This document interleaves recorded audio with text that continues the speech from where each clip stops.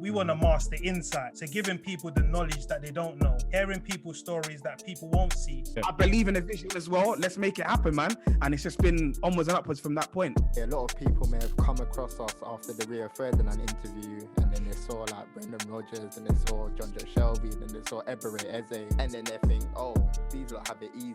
They're the chosen one or whatever. But really and truly, we've been grinding our socks off for 2 years before then. I don't know if I can do the intro like Budge, but I'm gonna try. As we mentioned before, relationships, surrounding yourself with people in the industry, in the field that you're operating with, picking their brain. I haven't got the upgrade version right now. I'm not on you lot's level right now. You know, when you've got every reason not to do it, when there's every bit of doubt, when there's every excuse in the book, going against the grain, going against all of those things, and just being persistent. Right, welcome everyone. Welcome to another episode of the Coach Gerald Lami podcast. Today I've got some special guests. I'm sure by the screens, if you're watching right now, you know who I'm talking about. Like, I was gonna get into a whole intro. I've got something lined up, but I said to Budge already, I don't know if I can do the intro like Budge, but I'm gonna try it today. I'm joined by the most influential podcast of this generation, the front runners of this generation when it comes to the podcast scene. Names that sometimes the mainstream media cannot get. These men can get hold of them. They're making personal phone calls to these players. No one can do this, people. I'm telling you, it's hard work. Ladies and gentlemen, I want to introduce the Beautiful Game podcast. Dej, Dot, Budge, thanks for coming on, boys. Love every time, bro. Thank you for having us on, man. Nah, do you know? Pleasure. Nah. The pleasure is mine, man. Do you know what I mean? First and foremost, we can't get into the podcast. I need to give you lot your flowers because, like, coming from a community where we come from, you don't see, for instance, like high-profile guests, like for instance, Brendan Rodgers. We're talking about one of the best managers in the world here, sitting comfortably, having a conversation with you guys, and like I said, to see people from where I grew up in terms of community speaking similar language to the way we speak. And these people are grasping the conversation, and like I said, they feel comfortable. You lot are opening up the gates, inspiration to even people like myself. I remember when I first got started and I came across you lot's work, I said, nah, if you lot are doing it, I can reach out to these big guests. And do you know what I mean? So before we start, I've got to give you lot the flowers and yeah, man, doing amazing stuff. And I know it's going to continue to keep growing. And yeah, man, you lot don't need me to give you more flowers anyway. You lot are doing your thing, man. Big up, man. Big up, bro. Honestly. No, I appreciate it, man. But before we get obviously into the whole podcast scene and everything like that, I just want to speak about the whole, how did it all come about in terms of, you know, the connection first, not the podcast, in terms of, because for me, that story is important, because when we grow up, we tend to kind of look past relationships, and it's like only now that we're getting older, we're starting to understand, you know what, that relationship was important because it steered me to this direction. Yeah. Do you know what I mean? Yeah. So like, I don't know, I'll open up the floor to anyone who wants to start off in terms of how did the relationships all come about, man? Yeah, to be fair, like the first relationship was football. That's how me and Dot met each other in secondary school. We're best friends. I remember linking him in a foyer of our school in St. Thomas the Apostle. And I was like, yeah, what team you support? And he was like, Liverpool. And I was like, come on, my guy. What's going on here? Liverpool, bro. You lot in London. What's going on out here? I fell in love with the club. That helped the connection. All right, fair enough. All right, cool. So we met each other. So obviously both Liverpool fans. Then we just grew a bond from became best friends, used to do a lot of stuff together. And yeah, we just used to talk to each other about football. Like if you speak to our old friends, they'll tell you, you know what, Dot and Dej, football. We could speak for the whole of England about football. And that's how the connection came. But yeah, no, in terms of the whole Liverpool thing, where did that come from, bro? Because Liverpool weren't a big team like that back in the days, especially from London. It's got to be Arsenal. Do you know what I'm saying? It's got them times they're on. Wait, how old are you guys as well, if you don't mind me asking? 28. I'm 28. Okay, so that's what I'm saying. You know, you grew up around the era of Henry and all of that. What's going on? Yeah, but that's not the reason why. The reason is because the generation before us, our parents, were growing up in an era where Liverpool were the dominating English team. Yeah. And obviously, African parents are known to be glory hunters. They support the team that's winning, the best team. Yeah, So yeah, my yeah. dad supported Liverpool, so I Okay. had no choice but to support Liverpool. My Okay. story was different. Like my brother supported Manchester United. Obviously, my dad's just a casual football fan. Yeah, So I yeah. remember when we were young, he used to buy us like Man United kits, and I'll have to put it on. But when I was like of the age where you understand football, I just gravitated towards Liverpool, like Owen, Heskey, Gerald All right, Houllier cool. times, innit? Yeah, yeah, That's yeah, when yeah, I yeah. thought, you know what, this is my team. I feel a personal connection. So that's how I actually started supporting Liverpool, bro. Okay, dope. And Bodge, we lost you there for a little bit. Yeah, apologies, man. Apologies. The internet's playing up. Nah, no worries, man. So yeah, just going back to the whole connection, like how you guys connected as well, man. What's your story? We all have different stories, innit? Yeah, of course, 100%, man. It's a funny one because because I live not too far from Dot, we always see each other on the morning commute. Okay. And we'd always talk about football all the time. And even though he's a Liverpool supporter and I'm an Arsenal supporter, in terms of the kind of players that we like and a profile of players that we like, it's always very similar. So we would talk for the whole train journey about football, just generally, man, like literally for the whole way through. And it's funny because I actually only met Dej when we started the podcast, but I knew of him years before. So we all have like loads of mutual friends. Yeah. And even like the first time Dej and I actually had a conversation, the first thing we said to each other was, how is it only now we're finally talking? Because we like, do you know what I mean? From like back in like secondary school / college days, we knew of each other.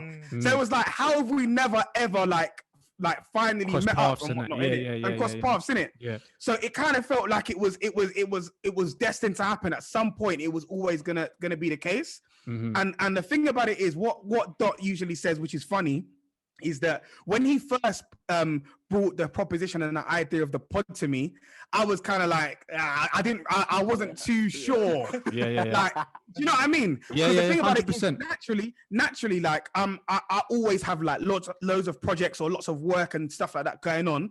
So if I'm gonna take my time out to do something, it's got to be something that like, you know, that's really going to be worthwhile my time, innit? And at first I thought, Dot wants to do this thing, but it's not really, he doesn't really want to do this thing kind of thing, innit? But you know what, honestly, like he chased me up after we had the initial conversation and was like, look, this is what we want to do. Really, really sold the idea because obviously him and Dej had been doing something similar previously. So they had a very clear idea and picture of what they wanted to do going forward. And I think it was how professional both of them were. Like this wasn't, we're just going to do this for bants. This is just going to be something that we do when we feel like it, as and when. There was a very clear structure and vision in terms of where they wanted to take this.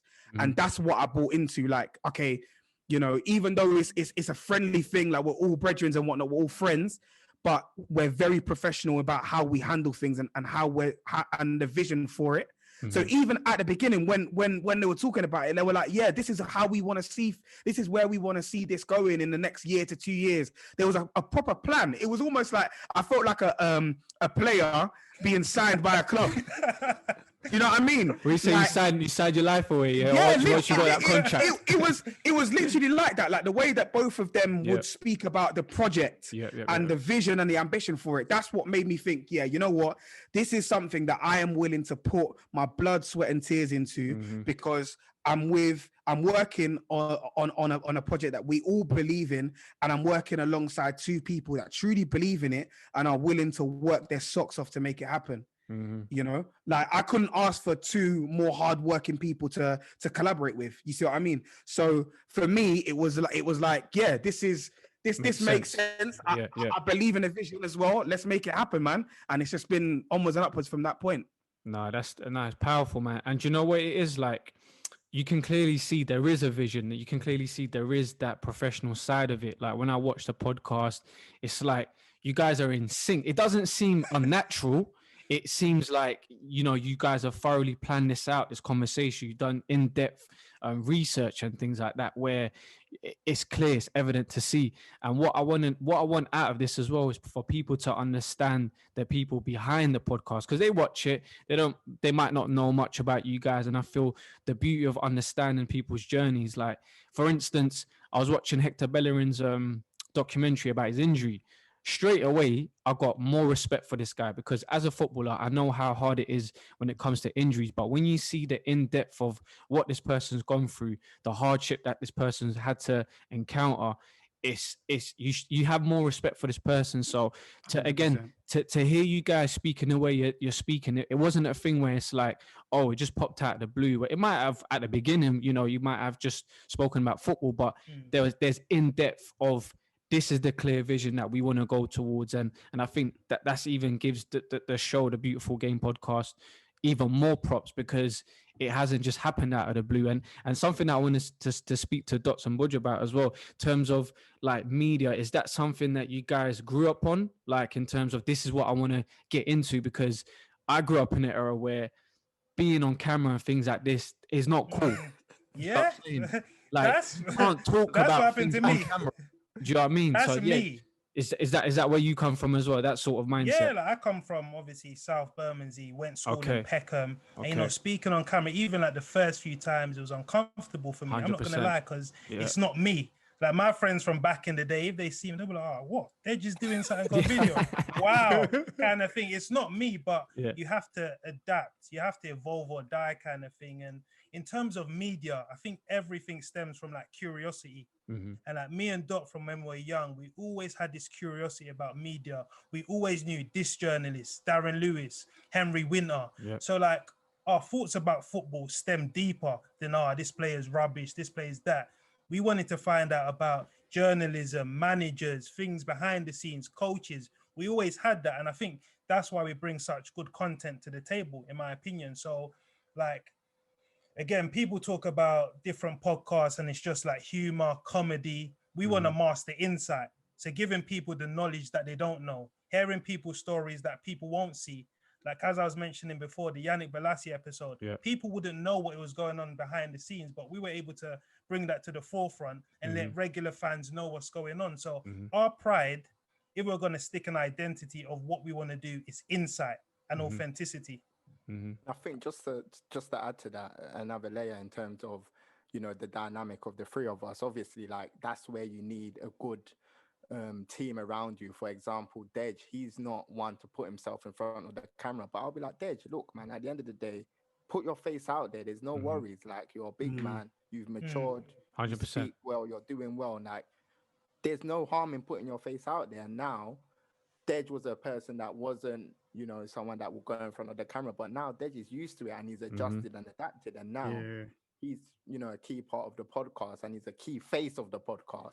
100%. Yeah, and you know what? Just to that point that Dot raised there, he literally wrestled with me to come back on social media, because I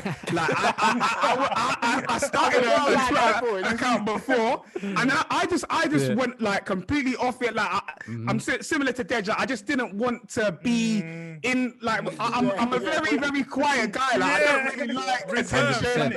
I'm very reserved. Like. And literally Dot would, no, you need to come on Twitter. You need to do this. You need to win so we can push it. And okay, fine. Finally. And then I just got on it. And then, man, literally, like after some time, you just start like getting more comfortable with it. And naturally, when you're working with other people as well, you just flow, man. And now we just kind of, it's well synced. You know what I mean? It's a well-oiled machine, really. 100%, bro. 100%. And you know what it is? The thing that I like what you guys are doing as well, it's not like you guys are educated as well. Do you know what I mean? It's not that stereotypical, because you come from this sort of environment, you don't know much. Do you know what I mean? It's like, no, I'm educated about these things. Like, even the way you guys speak as well. Like you said, Dej, like the way you come across in the camera is well educated. You know your stuff. Like, do you know what I mean? So it's like, even though it might seem uncomfortable, like even me till now, I'm still uncomfortable doing all of this stuff. Do you know what I mean? It's like when I first started, and I remember like my wife was talking to me. She was like, "Yeah, why don't you just, you know, like get your face out there as well?" And I was like, "Yeah, do you know what? When it comes to speaking and putting my face out there, I'm like, nah, I'm not too sure about. If we're talking about coaching, I'm on the field, I feel comfortable. Yes, But Carl. yeah, it's calm. But then when I'm in camera and I have to articulate myself in a certain way, I'm like, nah, like English is not my first language. I've had to learn this, so it's like I'm having to learn and adapt and all of these things. So when I see you guys, I'm like, yeah, this is the mark. And I know from what you guys are going to tell me, I know there's a next layer to what you guys want to take it to. There's bigger heights that you guys want to take it to. So like in terms of the journey, like in terms of now connecting with Sky Sports and Eurosports and all these things, that it looks pretty from, when we're talking about, the mainstream. Let's talk about a little bit about the mainstream. Where's you lot stance on the mainstream? Do you feel it's changing, or is it changed? And do you feel like they've been forced to change as well? If you believe that they've changed, yeah, go on then. Cause I see Budge nod. Yeah, he's there. Go on, Budge. I was literally gonna say there. You literally took the words out of my mouth, because I do agree that the mainstream media has changed, but I think their hand has been forced, because of the what's the phrase? The upstarts have plundered the establishment. It's Jesus. Nah, say that again, bro. No. You can't just drop it out like that. Go on. No, you can't drop it like that. The upstarts have plundered the establishment. That's the phrase. So it's like all of the new up and coming podcasters, like ourselves, like yourself. There's so many that are operating in this space now that are are new to the game and are changing the way that things are done. And you alluded to it at the beginning when you were talking about how a lot of players feel much more comfortable to speak to regular old podcasters like us versus mainstream media, because we don't have an agenda. We don't have anything that we are like. We don't have a script that we have to work towards. It's literally just us as fans asking questions as fans, right? And so that's why naturally we're going to get a different response to the mainstream media. And I think one key thing which we probably will speak a bit more about as we go on is how important relationships are. We actually had a Clubhouse chat the other day when we were talking about how to start up a football podcast. And one of the things that both Dej and Dot spoke extensively about is how important it is to make relationships and to maintain them. And really, when it comes to certain players, they have a circle of trust, and to get into that is difficult. But how you do that is showing to them that you don't have an agenda, you're not trying to stitch them up, or you're not trying to make headlines catch them out with the content that you're producing. You're literally just trying to have a conversation, and then word of mouth helps, because one player comes on, it has a good experience, and then passes that on to the next person. And so the way that we do things, I think ultimately is changing the landscape. And it's like even just the way that people consume media. Like you think that before everyone just used to watch TV and consume content that way. Now it's much more about content on demand. So people are like, as a first like reference point, people are going to YouTube channels. People are going to look at content that's being put out by their favorite podcasters or channels and that kind of thing. And so that is massively changing the way that big broadcasters go about their business. We're seeing like people like, let's use Chunks as an example, right? This guy is just a content creator.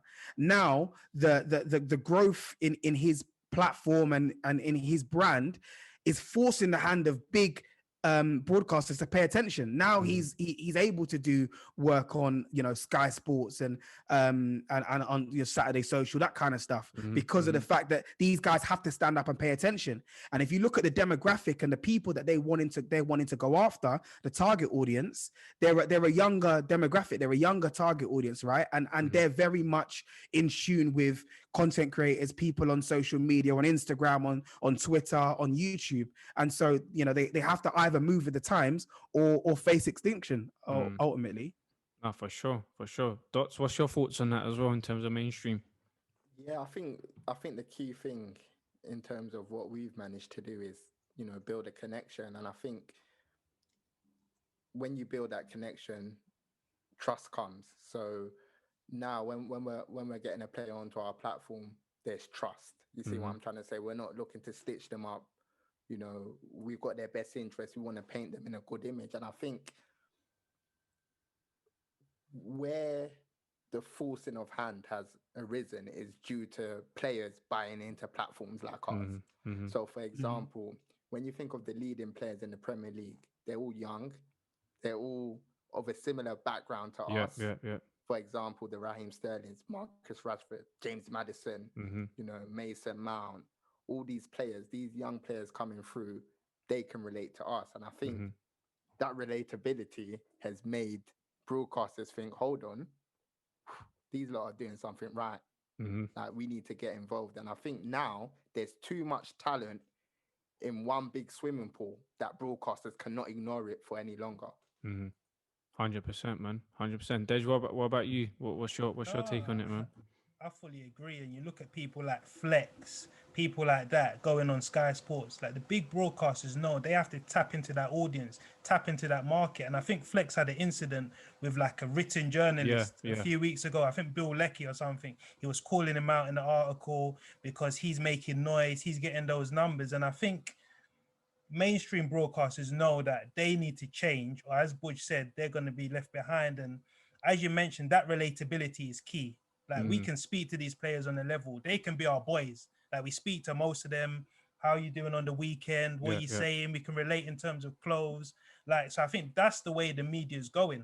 And like, it's not that people are just existing or they're creating their own platforms. We're good. We believe in ourselves. We think we can hold a conversation. We can build our own platform. And now they're having to come to us. And even over the last few weeks or months, big broadcasters have come to us and said, yeah, like, how can we work with you? We want to sort of have your platform under our jurisdiction. But I think one key thing now is that independency is the new in thing. Before 100%. It was all about signing a deal, going under this umbrella. But I think now there's power in actually having your own platform and owning your own stuff. And that's something we're going to start seeing going forward. No, 100%, man. Like I said, bro, I grew up in a Dame Dash era where it's all about having your own. Do you know what I mean? And back then, people were looking at him like, bro, this guy's mad. And obviously, the way he delivered the message might have been not the correct way. But now we're starting to see, obviously, like the whole Nipsey Hussle thing where he's pushed that independence. Where, do you know what I mean? That's where we're at right now, because there's too much things for us that we can do by ourselves. We don't really need the mainstream media like that. You can create your own platform, which you guys have done. And speaking about in terms of the mainstream media being forced, like the other day, I think I was watching Sky Sports or something like that, and a guy quoted Specs. Like Brian Swanson. And I said, all right, cool. Now we're definitely seeing, like, do you know what I mean? Obviously, no disrespect to Specs, but I mean, like, back in the days, you wouldn't hear journalists talk about, you know, just some, I don't know, like an entertainer or anything like that, about their opinion when it comes to their sport or whatnot. So yeah, man, no, it's definitely interesting to see the dynamics changing and whatnot. And in terms of like progressing and things like that, clearly you guys, like I said earlier on, there's a vision for the podcast. But how do you guys keep up with the times without falling behind too far? What do you guys do in terms of just finding out what's the next relevant thing, like we've seen like Clubhouse and Stereo coming out and things like that? Do you feel like these platforms are here to stay longer? What's your take on them?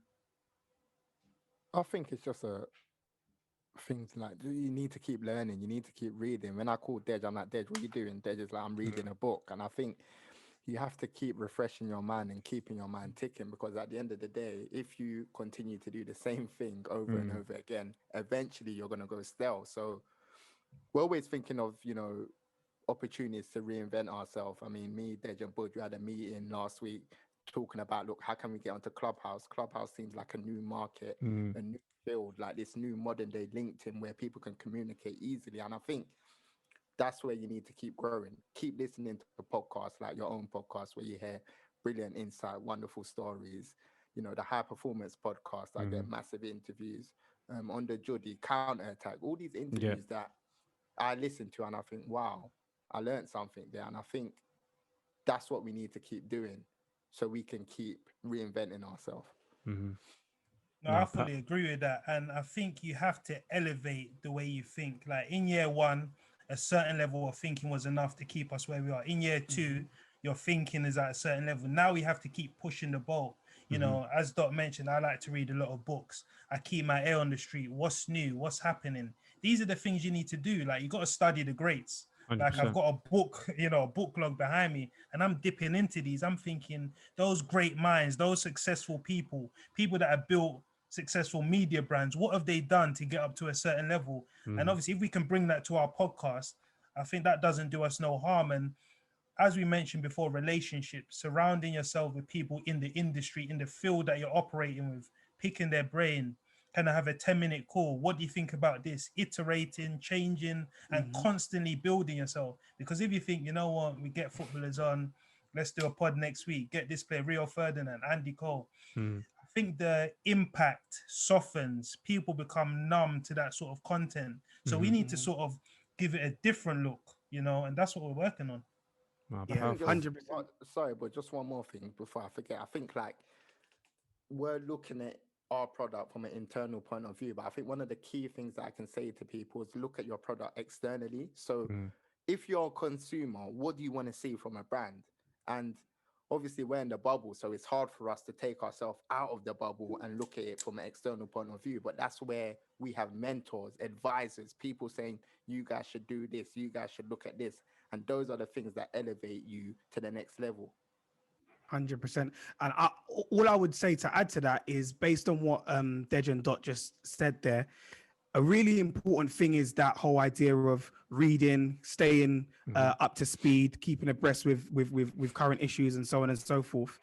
It's really important because in the space that we're operating in, there's a lot of competition and there will continue to grow in terms of competition as well going forward, because the startup costs are fairly minimal. Like the blueprint is there because of all of the established channels. So really there's no real barriers to entry. And whenever we're looking at our product introspectively, we're always like, okay, what is going to separate us from everyone else? There are loads of podcasts, there are loads of channels that produce football content, but what makes us different? Why would someone subscribe to us? Why would someone listen to what we have to say? And if we're bringing a different perspective, a different point of view, it's not just the standard arguments, KDB or Pogba, and even on occasions, maybe it might be that, but it's not going to be just at that surface level. It's going to be right. Okay, so what's the depth to that argument? What stats can you provide? What analysis can you provide that backs up and substantiates your claim? You know. That's what we're in the game to do is to provide, like Dej said, that level of insight. And you can't provide that unless you are up to speed, unless you're reading regularly, unless you're hearing perspectives from different people who are educated in the game. And so that's really important to us. Yeah, and I think just to add to that, obviously Dej mentioned it earlier and Butch just mentioned it again, the insight, like, okay, we want to speak about KDB. Can we get a contact at Manchester City that can give us some inside information in terms of KDB's statistical data or what can we tell that people don't know? And I think it's all well and good saying, KDB scored 20 goals, 10 assists. Or it's all well and good saying KDB has got pace, he's got power, you know, he's physically strong. But how can you back that up with actual insight from people that may have worked with KDB or people that are close to KDB? And I think that's what we're trying to do to take ourselves to the next level. No, definitely, man. Boys, my face is not showing it yet, but deep down I'm smiling, man, just because like there isn't that fear of there's loads of podcasts out there, like, you know, already we've already differentiated ourselves from the rest.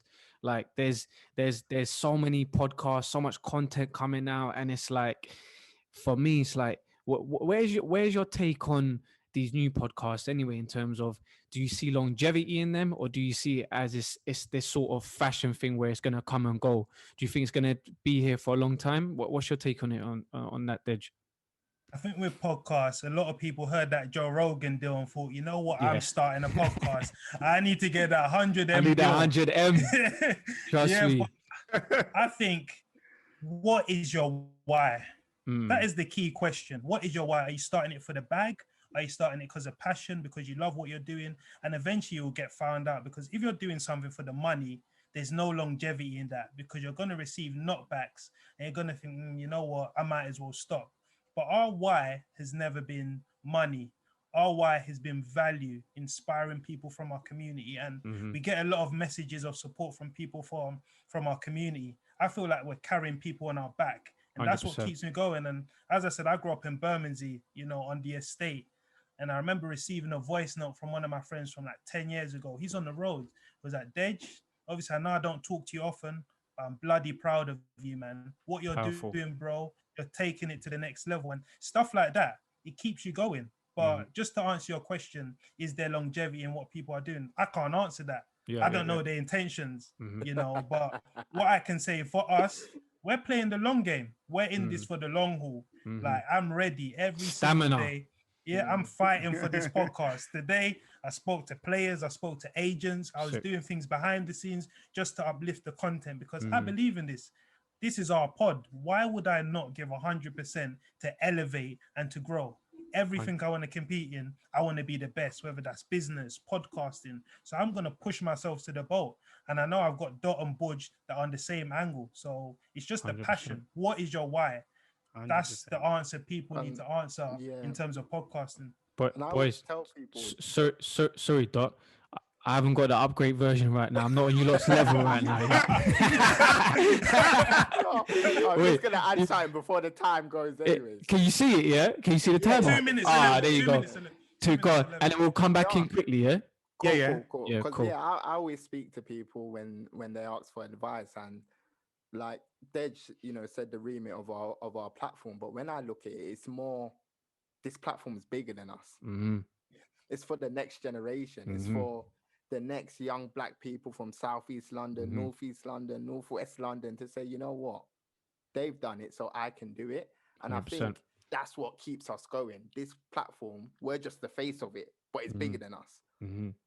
Nah, bro, I agree with you, man. Like I said, deep down, I'm smiling because again, like when I'm listening to you lot's podcast, I'm in the other side of the world, Like I've come across you lot's podcast when I'm in Oman, when I'm in Dubai, and all these things. I'm thinking, nah, who are these guys? And then obviously I've connected with like Roots and whatnot, and he's like, yeah, no, I'm working with them guys and whatnot. I'm just like, you know what? Like you guys are doing your thing. Do you know what I mean? Like when you get a chance, hail them up because they're doing their thing. Do you know what I mean? So in terms of it's bigger than the podcast. And for me, that's initially, again, I'm a person that I want to give. Like I've come from like Albania and, not being able to speak English and living in a studio flat with my mum, my dad and my brother in Hackney. So it's like, I've been at the bottom of the barrel. Like I know what it is. So for me to be in that position, I want to give back. Like I'm always about giving back. Even today, I've gone to a League Two club to go and pick up some kit to send off to South Africa, like just to give back. And I don't even know these kids. Do you know what I'm saying? I don't know these kids, but these are the things that I want to do. I'm traveling from East London all the way down to Wimbledon, and I'm thinking, man, this is a journey, bruv. But it's for a bigger cause, and this is what you lot are doing, and that's why I got a salute. And even things like this where I'm doing a podcast, you lot are doing a podcast. It wasn't a thing where like, nah, we're not gonna jump on these things. Why am I gonna jump on these things? Like it could be seen as he's a competitor to us. Do you know what I mean? But it's like you guys are comfortable enough to have that conversation because, like you said, you're in your own lane and things like that. So again, man, and like you said, Dot, more of this, and Dej as well. You need to be doing more of this because people need to know you guys' story. We're not just an interviewer making an interview with these big guests. Like there's actual like foundation behind us, valuable lessons that we've learned through growing up in Bermondsey. There's a lot that goes on. Yeah, Do you know what I'm saying? There's a lot that goes on there. bro. Do you know what I'm saying? I know there's a lot that goes on. So many stories. There's a lot. And these are the things that make us who we are. And it's like you said, these big companies, they look for people like us because there's actual value in these areas. Like the other day, like I've just come back to London recently, and it's like I'm walking through the park and I'm like, right, I was speaking to my missus and I was like, this is why these big brands want to be in the hood, because there's vibes, there's actual culture going on. I'm seeing guys playing basketball. There's drill music going on, even though I'm not a big fan of drill music, but it pops off sometimes. Not gonna lie, you might catch me listening to a one or two. Do you know what I mean? But do you know what I mean? It's just like little things like that where I'm like, right, now I can fully, like, I knew before, but I'm like, now that I'm doing this whole sort of media thing, getting involved, I'm still at the baby level, do you know what I mean? But now I'm seeing it more because I'm seeing a bigger picture. Like, so yeah, man, like just seeing where you guys are going with it, and like you're saying, you're inspiring, Dot. Like, you're definitely inspiring the people that's coming from your community, like seeing you guys what you're doing. So like, no, 100%, it's a beautiful thing to see and to grow and whatnot. But speaking about, again, the mindset, you guys are speaking to a lot of high profile guests and things like that. What would you say is the most valuable lesson that you've learned from speaking to these guys? Because these are guys at the top level. Like, they've been there, they've done it. Some of them probably come from similar backgrounds as us and whatnot. But yeah, I don't know. Again, I'll throw it out to the floor. And what's the most valuable lesson that you've learned from speaking to these guys? You know what? You know what's mad, Dej? Yo, I don't think Budge was there. Remember when we went to that event, Snack Media? yeah, with Joe Bayer. Yeah, with Joe Charlie, Bayer Sammy Mokbel. Yeah, and Sammy Mokbel actually said something that resonated with me from that day, and I haven't even mentioned it to Dej, but he was like, listen, when Fabio Capello was the England manager, his assistant manager used to reveal like maybe team news and give them updates, but he was one of those journalists that he was scared to pick up the phone and call. Yeah. And I think just when he said that, I had the same feeling at the beginning. And I think Dej probably had that similar feeling that shit, I'm panicking. Should I pick it up now? I'd rather text. But I would say the most important thing is be confident. Like, the worst someone can say to you is don't call my phone again. That's the worst they can say. Yeah. Or how did you get my number? Or don't call me again or I'll block you. So. But Doc, sorry, quick one, yeah? You know where we grow up? If someone's talking to you like that, you're like, nah, who are you talking to like that, right? I'm just calling you for a general. But again, it's about evolving, about understanding that it's not that realm no more. Do you know what I mean? Exactly. Maybe if I was 16, I'll be on a hype. Like, no, 100%. Man just spoke to me on a mad thing. No, 100%, yeah. You get what I'm trying to say? But, no, come on, man. No, but I'm just saying, like, you know them ones, innit? No, 100%. But I'm just saying, we're like, no, you're not having it, because the younger generation that might be listening to this, they might feel like, if I'm calling someone and talk to me like that, who are you talking to like that? But again, I'm just trying to let them know as well that, you know, you're gonna get those chats sometimes. It can go left, but it's about, because even now, till now, even though as much as I feel like I've elevated and I've moved away from that world, there's times when I'm like in a corporate meeting or whatever, and I'm just looking across the table. I'm thinking, bro, you don't even know what's going on, bro. Hey, what's going through my mind right now? That is. You know honestly, how real that is. That's honest though. That's honest. No, and I don't want to make it sound like I'm this powerful guy or whatever, but it's just, do you know what I mean? Certain scenarios that you come across when you're younger, you're like, nah, like, be easy. Do you know what I mean? But again, it's about evolving and you know, getting to that next level. So, but yeah, go on, Doc, man. You were saying before I cut you off. I was saying, like, at the end of the day, there's a book called, you know, Ego is the Enemy by Ryan Holiday, and he talks about things like these, 100%, where you just have to leave your ego at the door because it's gonna get in your way and make you make bad decisions. And I think at the end of the day, if you treat people with respect, they're gonna treat you with respect. And I always say this when I'm contacting an agent or speaking to a player, just be nice. There's no harm in being nice. And I think it's little touches, like, for example, Gerald, if it's your birthday, happy birthday, bro. Hope you have a good day. So now when you go and message that person again, you can ask them for, oh, do you think you'll be interested in an interview? Or, oh, do you think you can put me in contact with that player or that agent? And I think that's where people go wrong. Like, they message straight away or they call straight away and they're asking for this already. But I think weeding that relationship is the most important, because eventually people will get comfortable around you and then they'll be there to help you. I think one of the key things I've learned is understanding that everybody's communication language is different. Some people like a phone call, some people like a WhatsApp, some people like a message. So you need to cater to everyone's needs. You can't do the same approach for everyone. Like I was saying before, some players like a phone call. Yeah, what are you saying? You mind coming on the pod? then you keep that phone call conversation going. Some people like inbox on Twitter, some people like Instagram. So finding out what's their comfortable place and catering to them there. That's one thing I've learned from speaking to the guests that we've had on the pod. Sure, man. 100%. Just one more to add to that. It's like me, if you message me on iMessage, good luck. Like I don't communicate by iMessage. So if you want to get through to me, WhatsApp me or call me. You see what I'm trying to say? And I think I remember back in the day when we were trying to speak to a player and we were speaking to them freely via something, maybe Instagram inbox. Never ever change your method of communication. If they're responsive on that platform, stay there and keep your chat there. I like that. For me, ultimately, in speaking to all the guests that we've had come on and hearing their stories and you know, often we talk about the early beginnings right up until the here and now. The common theme is ultimately that there's no substitute for hard work. They've got to the heights that they've got to in their careers and been as successful as they have been because they've put in the long, hard graft. There's no secret sauce. It's just hard work. It's consistency. It's the days that you don't feel like doing something, doing it. You know, when you've got every reason not to do it, when there's every bit of doubt, when there's every excuse in the book, going against the grain, going against all of those things and just being persistent.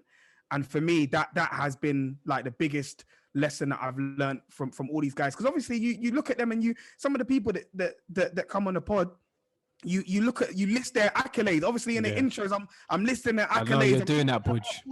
All they're doing, and it's like sometimes you forget that these people are just normal people, like, you know, that have just stuck at whatever they truly believed in and were persistent with it. But they're such huge figures and you know, colossal people, like in terms of their accomplishments and their accolades. Sometimes it is nice to just get that behind the scenes kind of you know, understanding of how they managed to get to that point. And yeah, literally it's just been about consistency and hard work, man. And that's something that I definitely try and take on in my day-to-day on a consistent basis, man. Definitely. And I think Budge makes a good point, because at the end of the day, a lot of people may have come across us after the Rio Ferdinand interview, and then they saw like Brendan Rodgers, then they saw John Joe Shelby, then they saw Ebere Eze, and then they think, oh, these lot have it easy, like they're the chosen one or whatever. But really and truly, we've been grinding our socks off for 2 years before that. You get what I'm trying to say? And I think these boys will tell you, we used to go to events when it was raining, cold, 11 p.m, night buses to get back to ends. But we all did it to just build our portfolio, build our network. Any single event in London that we heard, ex-footballers may be there, coaches may be there, even barbecues when we're hearing, maybe a few players, young players, agents were there. We saying, Dot, you was going for the food though, innit? Loading up my plate. No, it's true what Dot's saying. Like, Yeah. A lot of untold stories that I even remember there was a day, obviously me and Dot were doing our work and we took a day off. We went to a South London club football training ground. It was raining, but we were standing there thinking, we might be able to catch one of the players. Luckily we did. We caught one or two players and they were accommodating. I can't hear you. Yeah, Dej, you've gone, bro. You got muted. Can you hear me now? Yeah. But it sounds But low. it sounds low. Yeah, what's going on there? And do you know what, though? Do you know what? I love the fact. Hear me now? Can you hear me properly? You sound low still. Yeah, you sound low. It's like you've done something, Dej. Can you hear me? We can hear you, but it just sounds a bit low. Continue the conversation. Let me try and sort myself out. I can pick up. Obviously, we went to a Southeast London club's home ground, and at the end of the day, it didn't really end up or culminated with any like sort of player coming from it. But again, it's just an experience. And we actually bumped into like Mark Bright at the time, and you know, we spoke to Mark Bright, you know, had a 15-20 minute chat with him, and now like we're good with Palace, like we're good with Mark Bright. So I think these are the sort of sacrifices that we made that people may not know. You see what I'm trying to say? 100%, bro. People think, you know, they're lucky because their network, blah, blah, blah. But we've built that over time over consistency, over hard work, and just being nice to people. Hello, can you hear me now properly? No, you're low there. You're low, bro. Yeah, keep going. But it's cool though. It's cool. Yeah, don't worry. To be honest, yeah, it's not terminal. It's like yeah. Yo, can you hear me? Yeah, we can hear you. We can hear you. Is it? Yeah, like, and it's just being resourceful, like Mm-hmm. using your contacts already. Some people think, oh, I need to make new contacts. You might have a friend in your contact book that might be able to help. Fortunately for me, I used to kick ball. So I've played under managers that I've got good contacts, and even invite those managers onto your platform so they can spread via word of mouth. Oh, you know what? Those boys aren't too bad themselves. And even I've got a friend that's a high profile influencer. He helps out with the podcast. He's been on the podcast, and like, it's just about thinking and being resourceful. Some people think, oh, I need to get that next big Rio Ferdinand. Use what you've got. Even if you've got contacts in the non-league, use them and try and show them what you're about and showcase your talent and believe in yourself. No, 100%. And this is the thing. I like, even though I don't know you guys, but I know the blueprint because I've been in that position where I've seen people get to a place and I'm like, I know it wasn't an overnight thing. I know behind the scenes, these guys are putting in the work because I've done the same thing when I used to play ball. Like me and my boy, we would go to clubs and just turn up. Like we'll go to different countries and just turn up to the door and be like, we want to trial. Like we went Anderlecht to do that and they let us in. Do you know what I'm saying? This is one of the biggest clubs in Europe. Like, do you know what I mean? We done that. We was like, nah, we're going there. We want to trial. Like we turned up. Before you know it, we was in the first team pitch training with them, like knocking the ball around and whatnot. And at the end, we was like, bro, do you know what we just done? Like, but we haven't documented this, so people don't see these things behind the scenes or what you've been doing and whatnot. So when I do see the Rio Ferdinands or the Brendan Rodgers or whoever else that you guys are getting on, like big profile, I know it's not overnight thing. I know it's you guys have done the bus ride, the train ride. It's raining. It's we're going to the barbecue to get that jerk chicken. Do you know what I'm saying? Like, you know what I mean? We're gonna go and do that. Do you know what I mean? So it's like 100. it's a journey for sure, man. And this is something that I want to again show to the youths out there that you know it's these things, and this is why I wanted to get you guys and speak about your journey. It's not we're not just getting these big profile guests out of the blue. They're not just coming out of nowhere. We work for these things, and if you do want to do a podcast or whatever other realm that you want to get into, it doesn't even have to be podcast. Anything in life, you got to do the grind. You got to do the dirty work. Do you know what I mean? And be creative with what you had, like you said, Dej. Like people around you. What have you got? What resources have you got around you to do these things? Do you know what I mean? So, but we won't. I won't keep you lot too long. I know you lot got some real work to do afterwards as well. Do you know what I'm saying? But where do we see the podcast going, man? Like where's the next level for it? What we got planned for the future? Yeah, you got to be a visionary, like, and we've had the privilege of speaking to like a lot of high profile people with big brains, and we've been able to pick their brains, and this platform can go anywhere. We just want to focus on that step-by-step improvement. So this year we want to be doing things that no one's seen before, that we haven't done. Each year we've had a step-on-step progression, so it can be anything. This could be the next Sky Sports. This could be anything we want it to be. The way you're holding that mic, bro, it's definitely Sky Sports right now. 100%. Yeah, it's just constant improvement, constant like, and it's not just about what we're doing; it's about improving as people. Like that's Powerful. what I want to do. Because if you improve as people, you can deliver something better. I need to improve my interviewing technique, maybe. Yeah. I need to improve. Like you constantly need to be improving. That's my thing. 100%, man. 100%.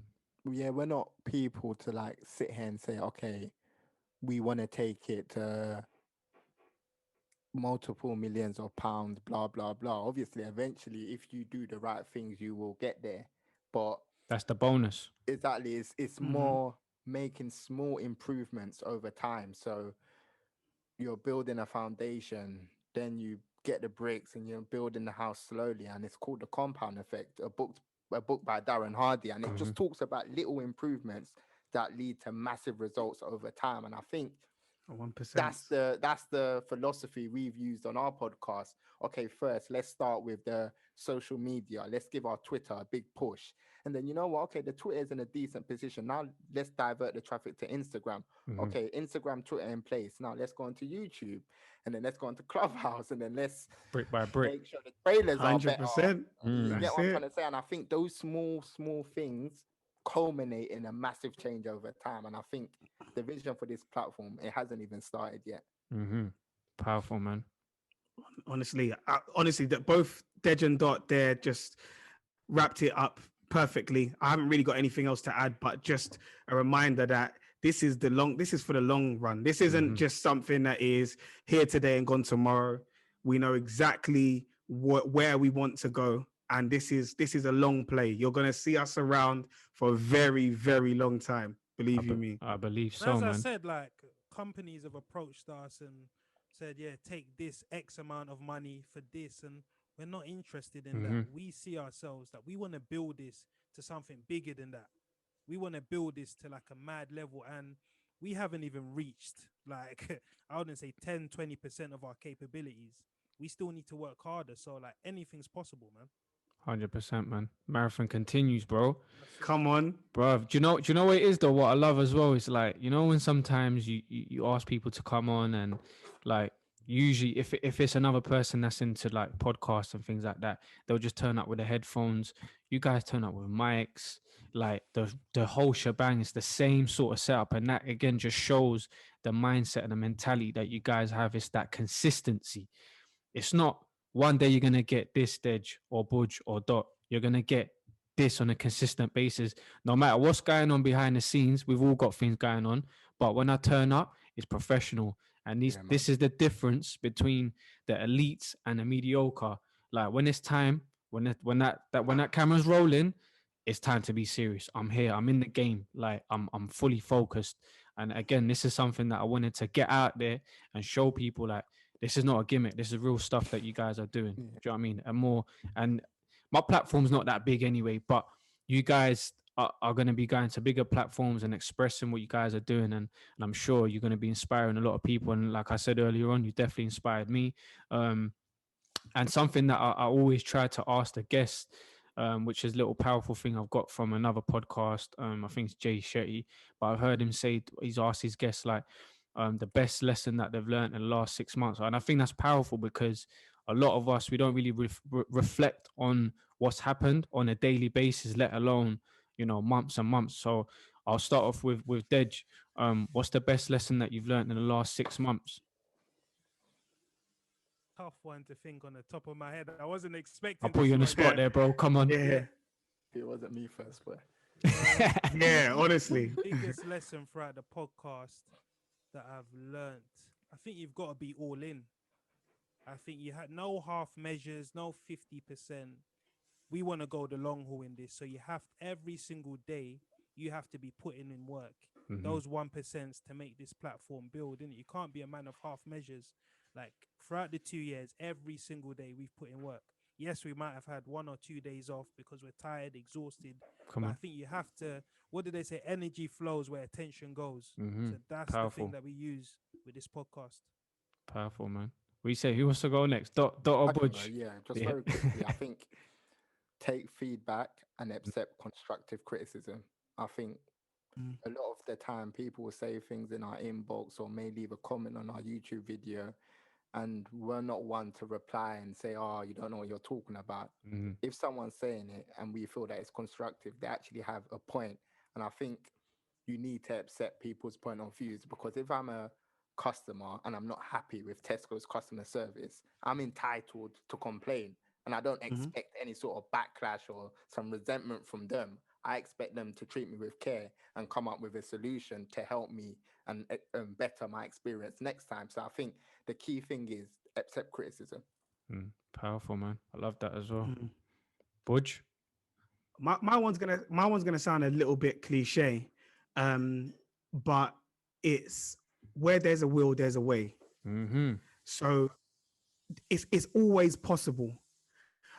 Especially when I think of myself, like and going back to the point that I made earlier about always having like lots of things that I'm juggling and being really, really busy, it's really easy for me to think, okay, I can't do this, or, you know, what I've got on my plate at this point in time means that I don't have time to do that. But when you really will for it, there's always a way, you know, and especially with like our platform, in terms of what we try to do, it requires a lot of time that you put aside to research, for example. So often throughout the day, I'm juggling different things because at work, I've got a team that I manage, so I'm having to manage my timetable, manage theirs, and at the same time, I've got to make sure I set time aside for me to do stuff for the pod as well, for example. And it's really easy sometimes to think, oh, no, I can't do it, I'm too tired, or I've got too much on. But when you really, really want something, where there's a will, there's always a way. You're always going to be able to find that extra 10% in yourself to set time aside to do this, to juggle this better, to manage your time and your resources a lot better. And I think for me, that's something that I've really, really learned and come to understand in the past few months in particular. Bro, powerful stuff, man. If that didn't inspire you, whoever's listening, I don't know what will, man. Honestly, because again, boys, it's been a pleasure just to have that conversation with you guys, that dialogue. Whoever's been listening, like I said, I'm sure you've picked up some gems from these guys, and you know, I'm sure whoever's listening, that they've come across the podcast. And if you haven't, make sure to check it out, the Beautiful Game Podcast. We'll leave the link in the description and everything. Make sure to check out the guys, follow them. They're doing some amazing work. Gents, honestly, pleasure to have you guys on. Bro. Thank you again, man. We need to do one in person as well. Yeah, you know, 100%. once things settles down a little bit. But I told you, Gerald, like I told you off air, I'm actually a fan of your podcast. Like, brother, I listen love to it, man. And, like, I like what you're trying to do. I love this sort of content, like getting deep into people, finding out what they do. This is the way forward. This is my sort of content. Yeah. 100%, man. All the high 100. performance podcasts, Tom Billu, Jay Shetty, all these type. This is what you're trying to do, and I can see the vision, bro. 100%, man. That it means a lot coming from you guys. Like I said, you guys are leading the way, man. Honestly, like, and that's not even, I'm not even gassing it up. Like, you guys are leading the way when it comes to, especially not even just in our community, man, but our generation. What you guys are doing, keep pushing, keep grinding. You don't need me to say that to you guys. I know you guys are going to be doing it anyway. But yeah, man, guys. Honestly, like I said, we just touched the surface there. There's more that we can go in depth with. And remember, people, to like, comment, and subscribe. I'm still getting used to all of that stuff as well.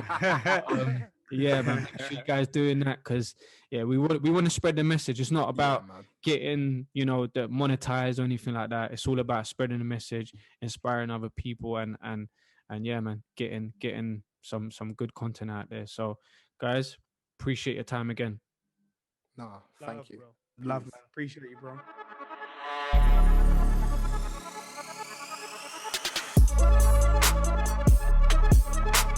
Yeah.